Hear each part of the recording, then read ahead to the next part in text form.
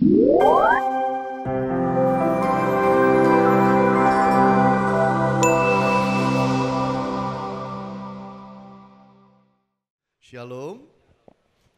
Salam sejahtera di dalam kasih Tuhan kita Yesus Kristus.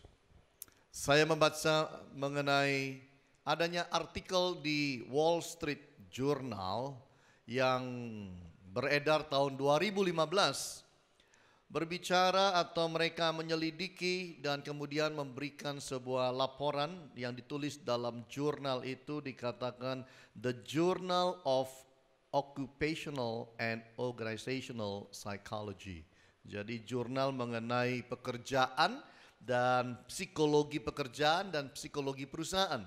Di dalam jurnal ini diselidiki dan diambil kesimpulan begini, bahwa biasanya dalam sebuah kantor, organisasi ataupun perusahaan, kalau kedatangan perusahaan itu petinggi-petinggi perusahaan, komisarisnya, kedatangan yang namanya pemiliknya, keluarga daripada ownernya datang, maka biasanya para karyawan-karyawan, para stafnya semua pasang muka, senyum jalan terus, pasang sikap happiness jalan terus. Lalu mereka itu menunjukkan satu sikap rajin bekerja jalan terus, sehingga ketika pimpinan datang masuk dan lihat mereka semua, mereka kelihatan sangat ceria. Tapi beda lagi nanti kalau bosnya udah tinggalkan ruangan, udah pulang daripada perusahaan, mereka menjadi yang aslinya. Ini penyelidikan yang dibuat. Jadi saudara yang punya perusahaan, saudara coba-coba pikir, karena kemungkinan ini benar. Yang menjadi masalah adalah seringkali itu bisa terjadi, orang besar datang, pimpinan lebih tinggi datang, yang punya ranking lebih tinggi datang, pimpinan dari pusat datang, owner datang, segala macam. Mereka pasang muka, kemudian ganti lagi. Pasang muka, kalau nggak ada jadi aslinya. Pasang muka. Dan dikatakan dalam penyelidikan, yang kayak begini itu membuat capek. Bikin capek perusahaan dan membuat justru perusahaan itu tidak bisa maksimal. Karena manusianya itu terus pencitraan yang terjadi. Yang harusnya dibangun dalam perusahaan itu yang aslinya aja. Begitu. Jangan yang palsu, senyum palsu. Lalu kemudian banyak sikap pura-puranya. Yang kita inginkan itu sikap yang asli. Happiness-nya, sukacitanya itu bisa palsu. Di rumah habis gegeran, ribut dengan istri dan anak, perang besar. Tapi karena muncul big boss datang di kantor, kayak di rumah gak terjadi apa-apa. Ini kan kepalsuan semua terjadi, Bapak Ibu. Ini kalau dikurangi dari perusahaan, perusahaan itu akan lebih efektif. Perusahaan itu akan gampang jauh lebih maju. Dan semua di dalam fokus kerjanya lebih maksimal. Ini hasil penyelidikannya. Nah, di dalam dunia kekristenan kita juga hati-hati. Karena bisa terbawa arus yang sama. Ada si A, ada si B di gereja. Kita jadi berubah. Kita lagi kelihatan lebih ceria. Kita pasang senyumnya. Segala macam saudara. Lalu di dalam ibadah kemudian muncul banyak kepalsuan. Kehidupan orang Kristen tidak boleh ada kepalsuan. Kehidupan orang Kristen harus apa adanya, apalagi terhadap Tuhan. Kenapa? Karena Tuhan selalu ada pada kita dan dekat dengan kita 24 jam. Kita itu selalu terbuka dan telanjang di hadapan Tuhan 24 jam. Tidak ada manusia bisa pakai muka palsu kepada Allah, pakai hati yang palsu pada Allah, pakai senyuman palsu pada Allah. Tidak bisa.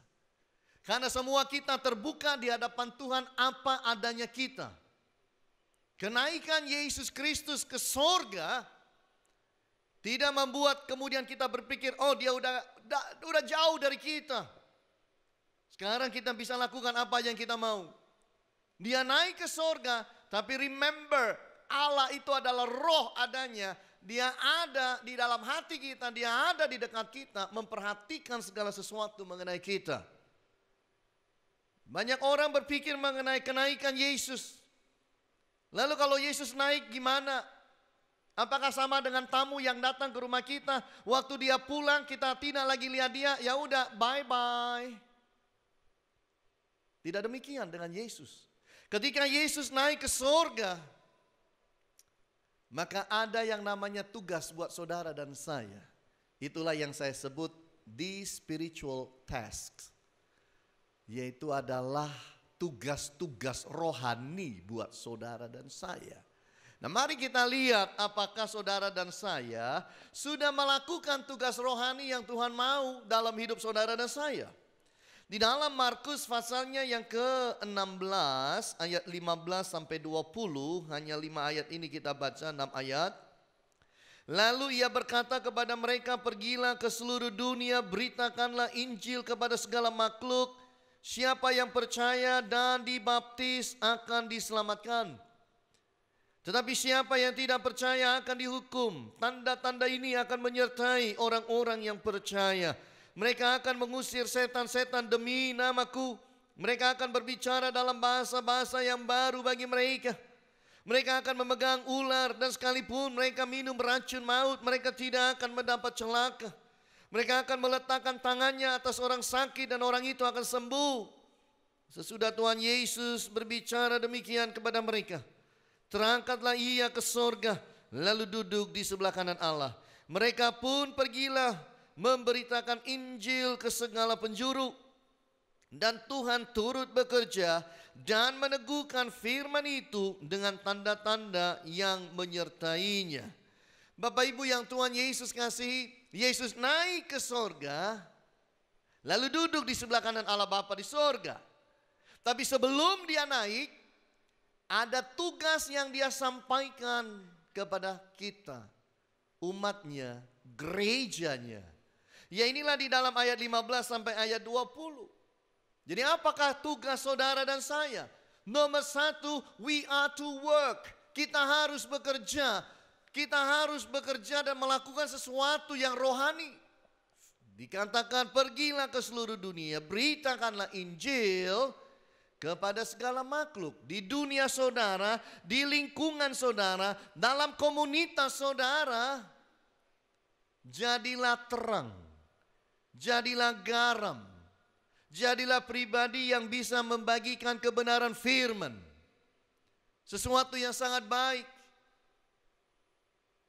Inilah yang Tuhan inginkan. Ketika Ibu Veronica membacakan surat daripada suaminya dalam penjara, saya dengarkan video itu.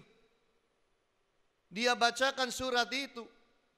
Disebutkanlah beberapa ayat firman Tuhan yang dikutip dari Alkitab.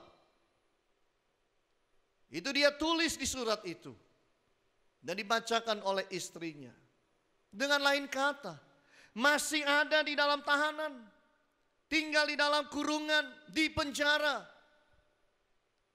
Tapi dia tetap menebarkan cahaya kebenaran. Sesuatu yang sangat indah. Inilah yang Tuhan mau dari kehidupan saudara dan saya. Bahwa sesibuk apapun kita, jangan lupa kita punya tugas rohani dari Bapa kita untuk kita jalankan di atas muka bumi. Bukan berarti kita harus jadi pendeta, bukan berarti kita harus jadi penginjil, bukan berarti kita harus tinggalkan semua pekerjaan lalu hidup dan hanya mengurusi Alkitab dan pemberitaan firman. Tapi yang dimaksudkan adalah di tengah kesibukan kita yang ada, jangan melupakan kebenaran firman yang harus dibagikan. Beritakanlah Injil kepada segala makhluk di dunia kita, dalam komunitas kita.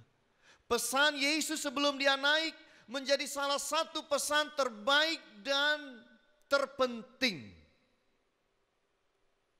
Kalau ada orang meninggalkan kita agak lama, dia kasih pesan-pesannya di airport Juanda.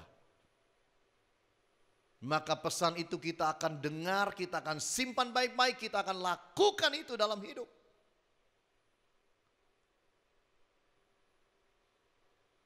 Karena itu menjadi pesan. Teman saya, teman fitness, trainer saya, cerita mengenai Panglima TNI kita yang masih mau ikut training basic sampai merayap-rayap di lumpur dan lain sebagainya. Ikut seperti mereka-mereka prajurit yang masih umur 20 lebih. Jadi ditanya, kenapa Bapak mau ikut sampai kayak begini, training yang begini-begini ini? Dia jawabnya satu, permintaan ibu saya yang belum saya lakukan, sekarang saya lakukan. Wow. Permintaan Yesus untuk saudara dan saya sebelum dia naik ke sorga, beritakanlah Injil. Tuhan ingin saudara dan saya membagikan kebenaran, terang, garam. Entah dengan sikap, entah dengan cara kita bekerja mempengaruhi hidup orang lain. Entah secara verbal kita bicarakan. Entah kita menolong sehingga mereka melihat garam yang ada dalam diri kita. Terang yang ada dalam diri kita. Kebenaran yang ada dalam diri kita. Tuhan mau itu. Kristus menginginkan dedikasi yang lebih tinggi dalam diri saudara dan saya. Bukan sekedar kita ke gereja minggu ke minggu. Tapi bagaimana kita membangun diri, melakukan amanat yang diberikan pada kita. The spiritual tasks. Tugas rohani. Tugas rohani ini diberikan kepada gereja. Bukan diberikan kepada pendeta. Atau mereka yang termasuk di dalam hamba Tuhan. Amanat agung itu diberikan kepada gereja. Siapakah gereja? Gereja adalah kumpulan orang percaya. Itulah gereja. Lah kalau yang ini Pak, kalau yang ada di sekeliling kita ini disebut gedung gereja. Ada bedanya gereja dan gedung gereja. Kalau dikatakan diberikan pada gereja, itu diberikan kepada kita isi yang ada di dalam gedung. Yaitu saudara dan saya, umat percaya. Ini buat saudara. Saudara tidak bisa bilang amanat agung itu buat pendeta. Biar Pak Hani aja yang kerja keras tuh dengan seluruh pendeta. No. Amanat agung itu buat semua kita. Yang adalah gereja Allah. Kristus mau kita hidup dengan hati misi. Saudara tahu? Setan itu paling tidak takut dengan manusia. Yang hatinya tidak ada hati misi. Setan paling takut kalau manusia Kristen punya hati misi. Takut dia. Karena dia akan lakukan sesuatu. Di dalam hidupnya, pada lingkungannya, dengan segala sesuatu yang ada. Setan tidak takut saudara berdoa. Dia tidak takut saudara baca Alkitab. Setan tidak takut saudara itu pergi ke gereja. In fact, setan tidak pernah takut saudara itu tidur di gereja pun. Tapi setan takut kalau saudara melakukan firman. Takut. Amin Bapak Ibu.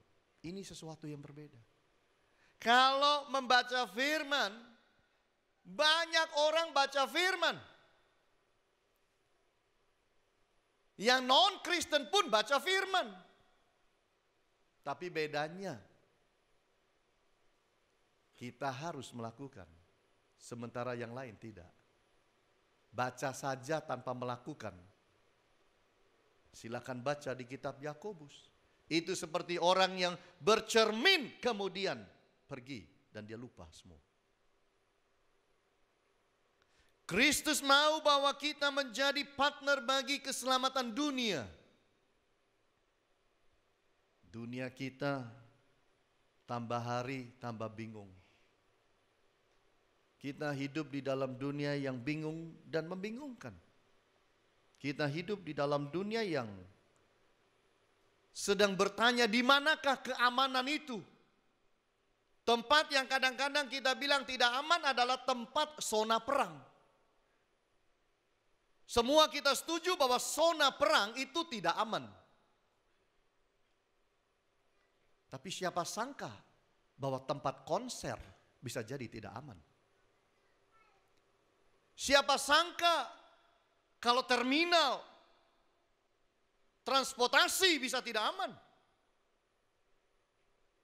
Dunia kita ini krisis keamanan.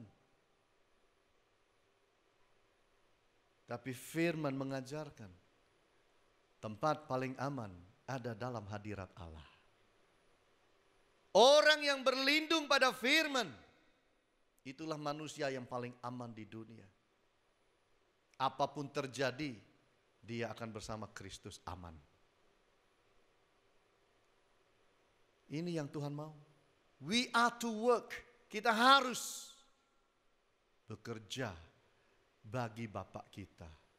Kalau kita diberkati, kalau kita ditolong, kalau kita minta mujizat dan Allah berikan, apakah terlalu besar? Tuhan berkata, jangan lupa nak, beritakanlah Injil. Kalau memang kita sama Allah, kita akan jalankan sikap berbakti anak kepada orang tua yang selalu memberikan apa saja pada kita, yaitu menuruti apa yang menjadi amanat agungnya.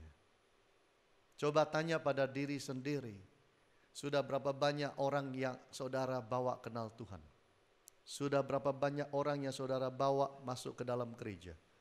Sudah berapa banyak orang yang saudara pernah bagikan 1-2 ayat? Sudah berapa banyak orang yang saudara pernah doakan? Sudah berapa banyak orang yang saudara konseling dan berikan? Tidak haruskan labelnya rohani. Tapi duduk ngopi, dia punya masalah, saudara beri jalan keluar yang baik. Itu pun sebuah konseling. Ini yang Tuhan mau. Saya membaca mengenai pendeta bernama Darius Prigen.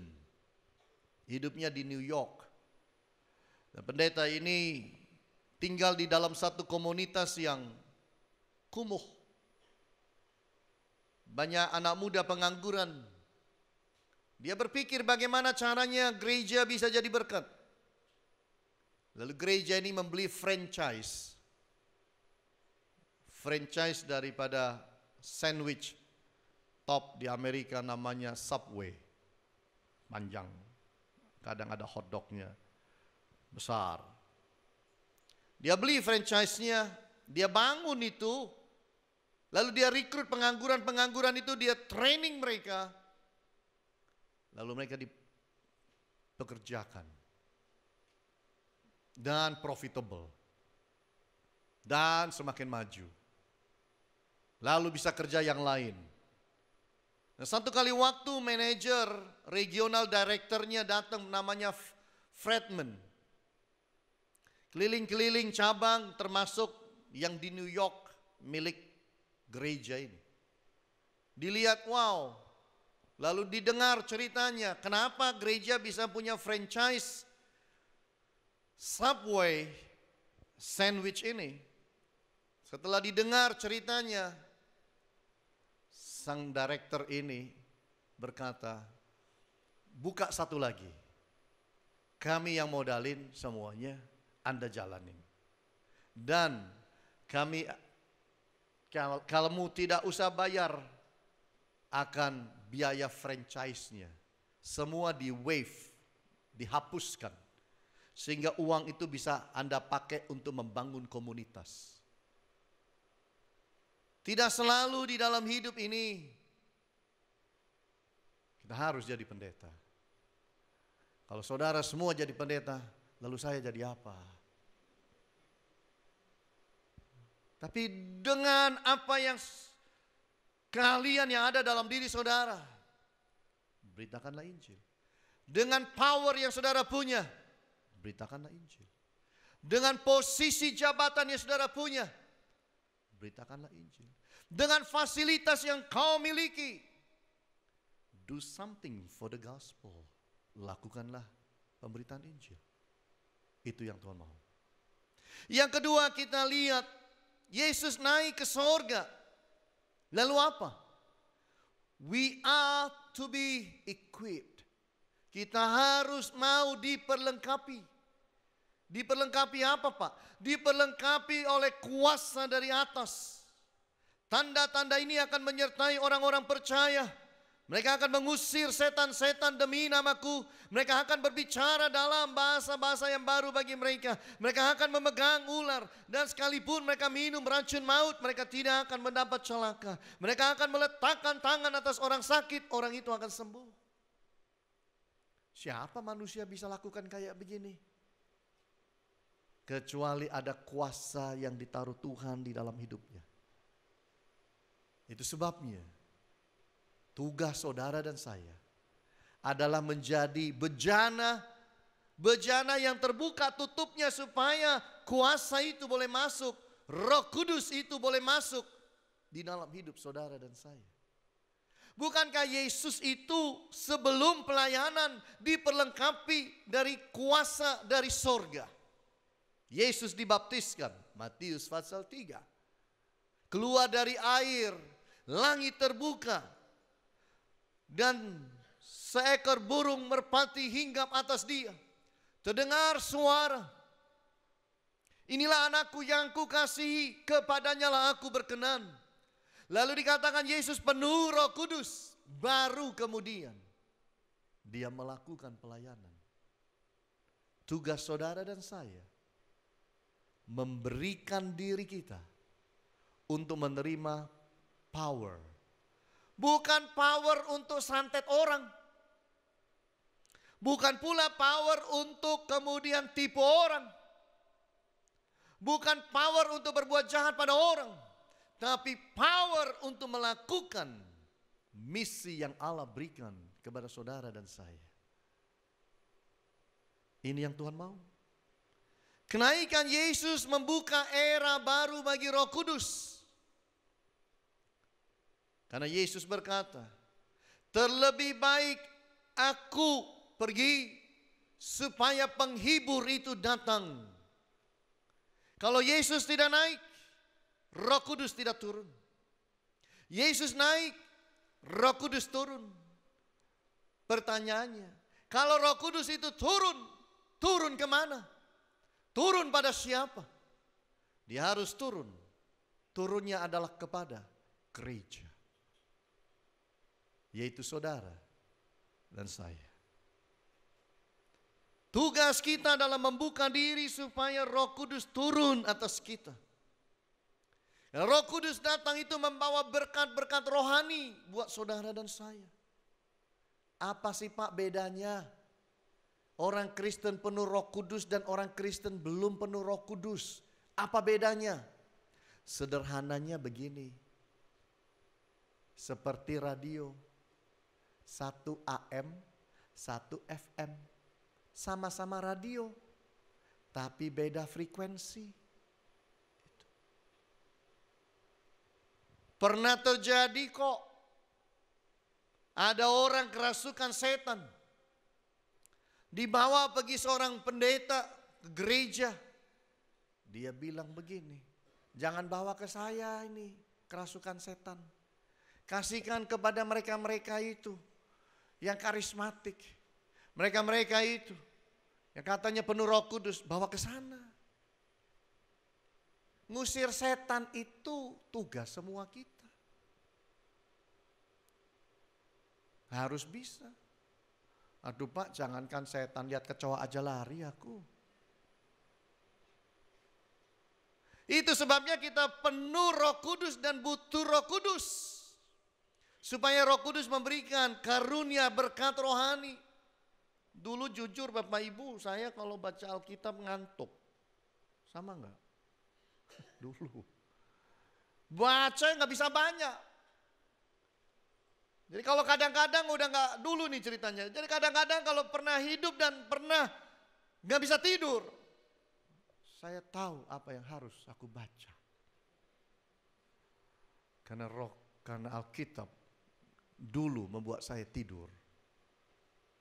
Tapi setelah penuh Roh Kudus, bukan hanya senang membaca, dapat berkat rohani kalau baca. Gak harus hanya tunggu hari Minggu, saya baca hari ini, saya baca pagi ini, saya baca malam ini, saya dapat makanan rohani.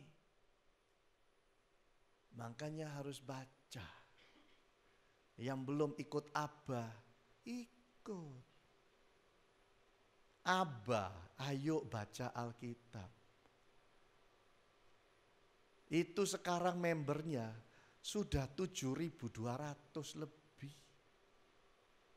Dulu saya pernah bicara member Abba waktu masih 4.000-an.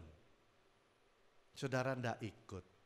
Naik 5.000 belum ikut. Member sudah jadi 6.000 masih belum ikut. Member sudah 7.000 belum ikut. Mau sampai piro ribu. Kalau orang beli saham, dulu loh saham 3.000 saudara ndak beli. Naik 4.000 masih belum beli. Naik 5.000 belum beli. Naik 6.000 belum beli. Harusnya merasa rugi kan. Eman ya dulu kok enggak. Tapi heran kalau urusan rohani. Bapak naik 10.000 gak melok aku. Nah repot ini.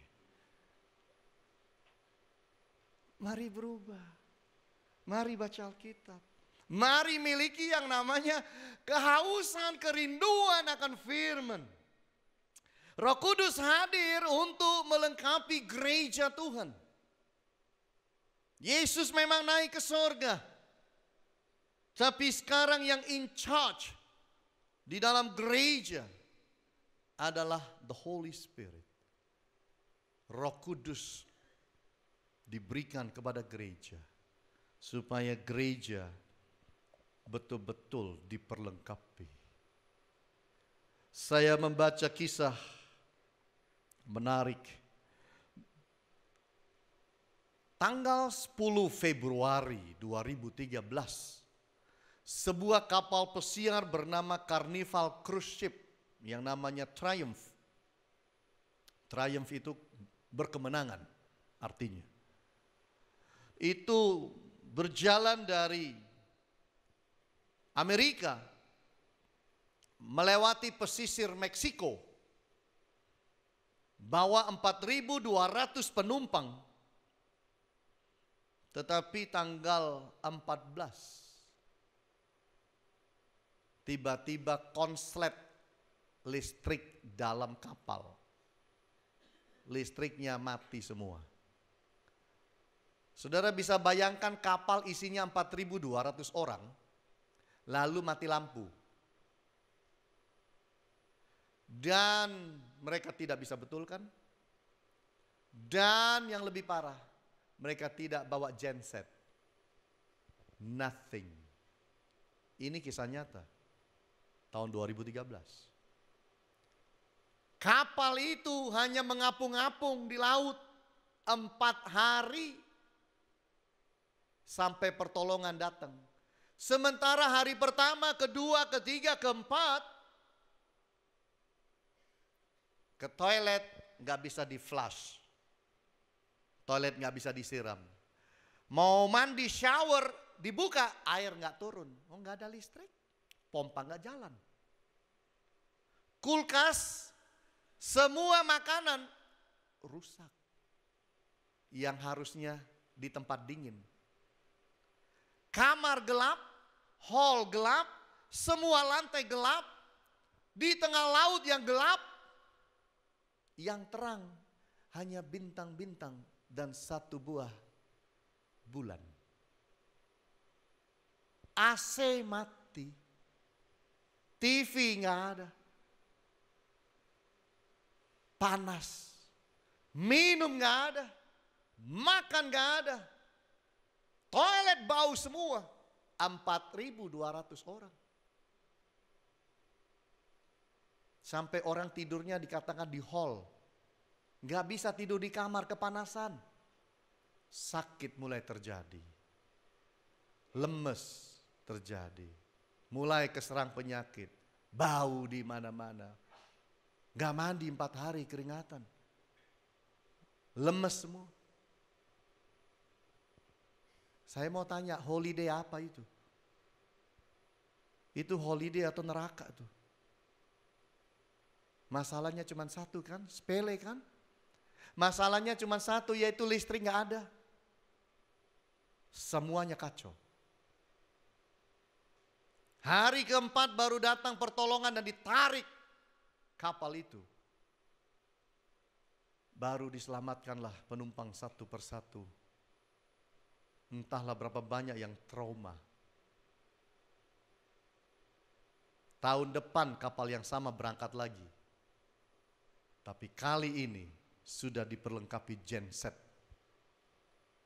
Super cukup kalau sampai mati lagi. Tapi siapa bisa menghapus sejarah? 4.200 orang. Kacau balau selama 4 hari.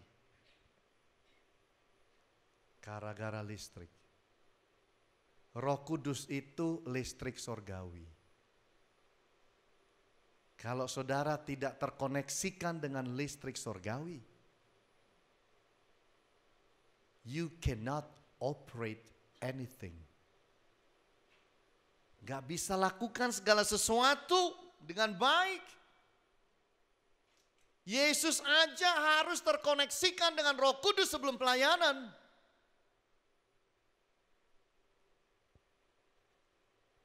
Maka kita juga harus terkoneksikan dengan Roh Kudus.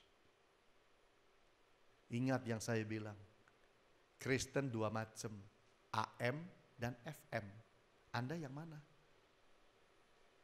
NSW Pak, gelombang luar negeri. Berilah diri saudara dipenuhi Roh Kudus. Saya SMP 2.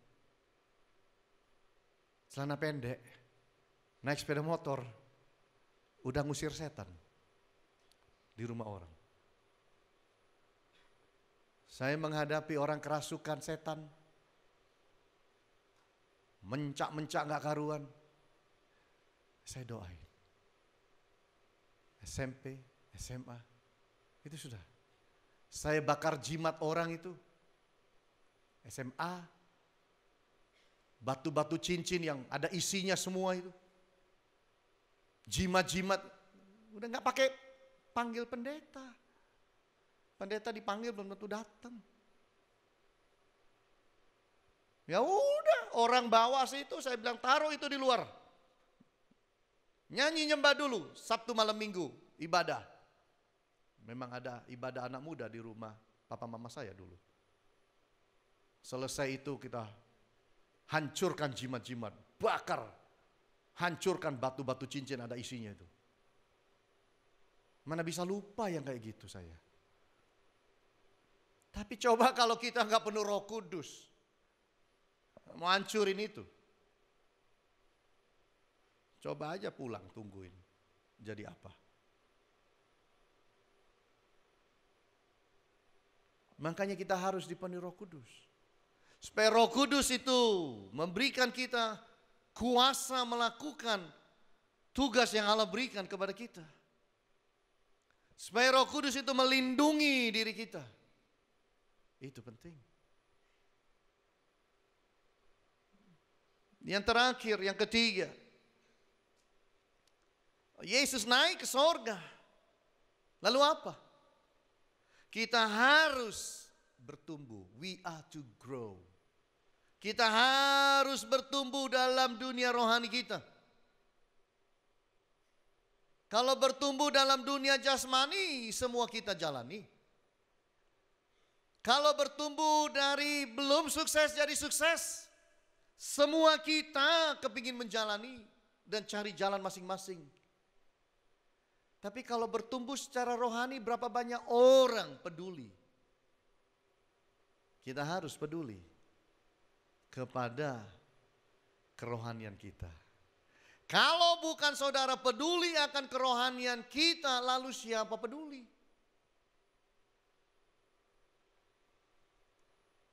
Kita harus lebih peduli. Mungkin ada orang lain mau peduli, tapi kita harus lebih peduli. Kerohanian kita adalah tanggung jawab kita. Gereja, gembala sangat terbatas di dalam kontribusinya kepada pertumbuhan rohani saudara. Itu sama dengan orang tua, terbatas dalam menolong anaknya untuk studi. Lah kalau memang anaknya nggak mau diapain? Mau dipaksa, anak bilang aku nggak mau sekolah. Ada dalam kelas pun nggak mau belajar. Dikasih tugas, nggak dijalankan. Ujian dianggap sambil lalu, ya nggak jadi. Walaupun orang tuanya semangat. Itu sebabnya kembali lagi, yang sangat penting bukan pemaksaan pada anak, tapi memotivasi anak. Sehingga anak itu melahirkan satu api di dalam hati untuk mengejar cita-citanya. Belajar itu cuma alat transport menuju kepada pulau sukses. Belajar itu cuma alat transport. Setelah saudara dapat ilmu, saudara pakai ilmu itu. Kan begitu. Jadi yang paling baik kan bukan kita memaksa anak, tetapi bagaimana kita memotivasi anak sampai anak mau belajar sendiri. Itu yang penting. Mari di dalam hidup saudara dan saya, kita belajar. Roh Kudus mengajar bagaimana hidup bagi Allah. Bagaimana kita dipenuhi Roh Kudus. Bagaimana kita berjalan dalam dunia ini. Guide kita itu Roh Kudus. Dulu waktu saya masih muda, mau kemana aja saya tidak pernah takut.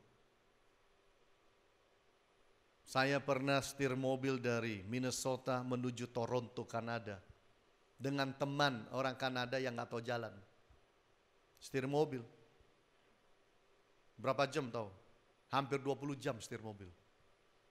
Waktu udah malam, saya kan ngantuk-ngantuk saudara. Ketiduran.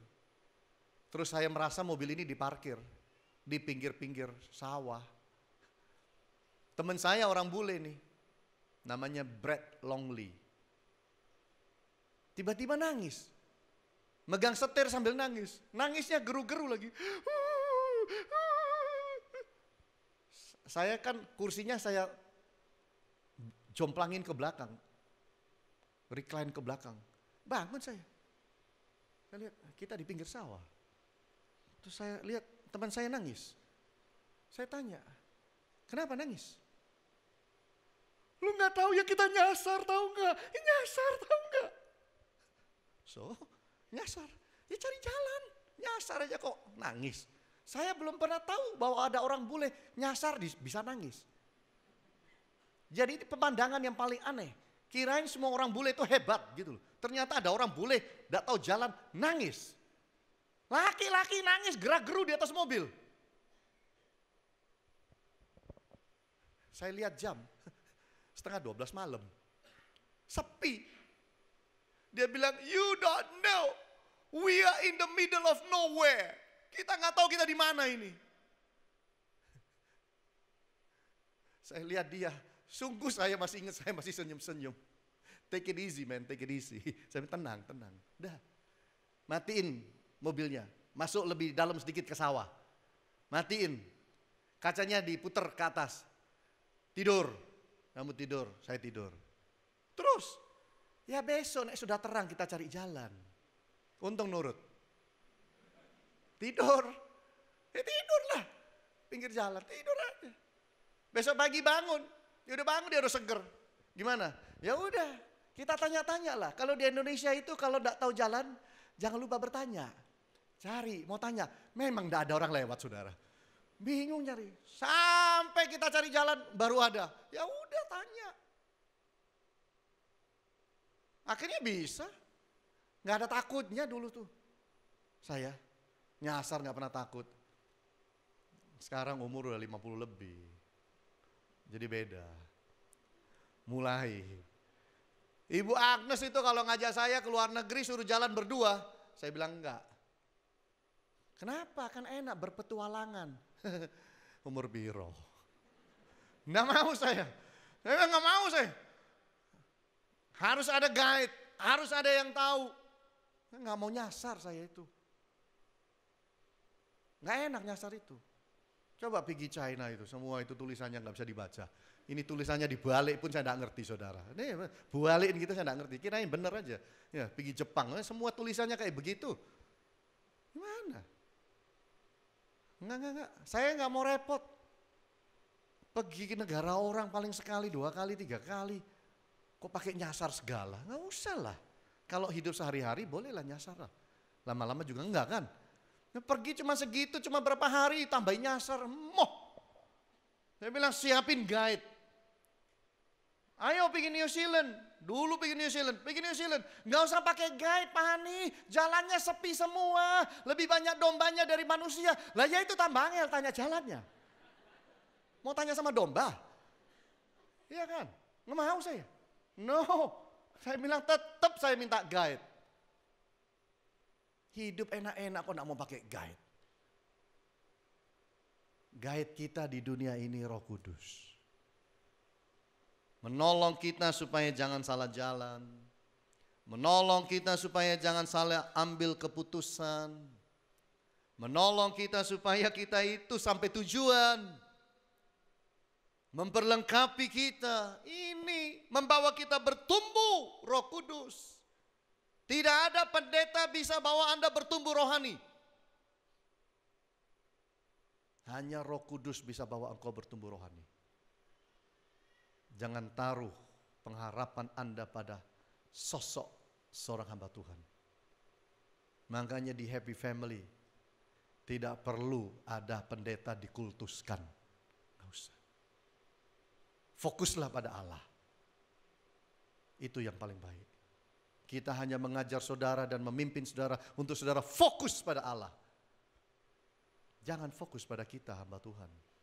Ya sama-sama manusia. Kita pun sama-sama fokus pada Allah. Itu yang sehat. Itu yang benar.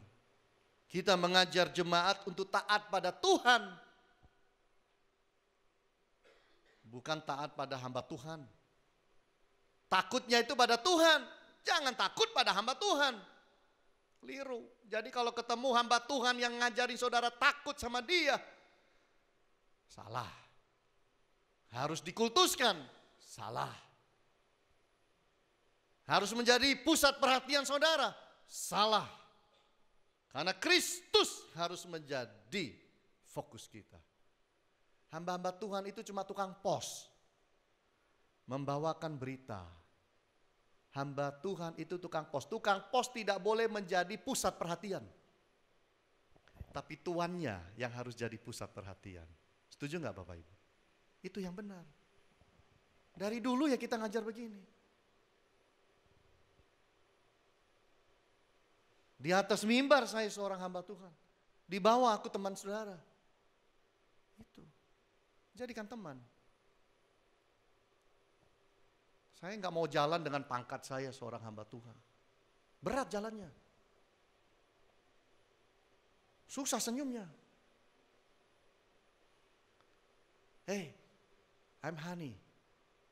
Just Hani. Lagi di mimbar, saya hamba Tuhan sampaikan firman. Turun mimbar, I'm your friend. You come close to me, I come close to you. That's it. Karena jemaat itu banyak macam. Ada yang mau dideketi, ada yang gak mau dideketin. Kita kan baca aja bahasa tubuhnya, tahulah. Tapi I'm your friend. Saya tidak mau hidup dengan jabatan dan pangkat saya. Saya mau hidup sebagai diri saya, seorang Hani Layantara. Yang kebetulan memimpin saudara di dalam gereja ini. Itu aja. Gak ada yang harus disombongkan. Nothing. Saya hanya akan membawa saudara fokus pada Allah. Tidak akan saya bawa Anda fokus pada saya. Never. Karena itu salah. Mari belajar di dalam hidup ini, kita harus bertumbuh. Jangan jadi Kristen 10 tahun tidak bertumbuh loh. Jangan. Jangan jadi Kristen 20 tahun tidak bertumbuh. Yesus naik ke sorga, ada tugas buat saudara. 3 tugas ini penting. Kita harus berani rela melakukan sesuatu secara rohani bagi Dia. Kita harus mau diperlengkapi dengan kuasa dari sorga. Kita harus mau dipimpin oleh Roh Kudus, yaitu Sang Kuasa itu, untuk bertumbuh di dalam hidup ini. Kalau kita jalankan itu, hidup kita menyenangkan hati Tuhan. Selamat hari kenaikan Tuhan Yesus. Tuhan Yesus berkati saudara semua. Amin.